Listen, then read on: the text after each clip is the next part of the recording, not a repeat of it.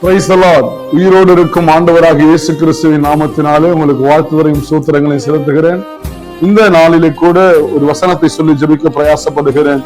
என்னாகும் 23வது அதிகாரம் 19வது வசனம். பொய் சொல்ல தேவன் ஒரு மனிதன் அல்ல, மனம் மாறுவதற்கு அவர் மனுபுத்திரன் அல்ல.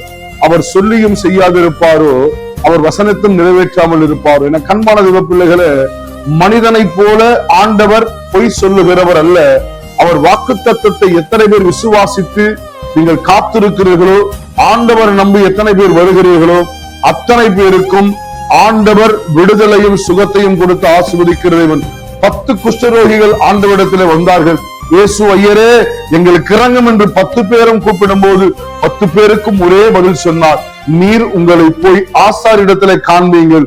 9 பேர் அவர்கள் அவிசுவாசத்தினாலே விடுதலை உணர முடியவில்லை. ஒருவன் மாத்திரம் ஆண்டவரிடத்திலே வந்தான். ஆண்டவரே சொன்ன வார்த்தையின்படியே என் சரீரத்தை சுகத்தை உணர்ந்தேன் என்று சொல்லி ஆண்டவர் பாதத்தில் விழுந்தான். ஆண்டவர் அவனை ஆசீர்வதித்து ரட்சிப்பை கொடுத்தார். நீங்கள் நம்பி வரும்போது அந்த ரட்சிப்பு உங்களுக்கும் உண்டு. கர்த்தர் தாமே இந்த வார்த்தையின் மூலமாய் உங்களை ஆசீர்வதிப்பார், ஆசீர்வாதத்தினால் நடத்துவாராக. ஆமீன்.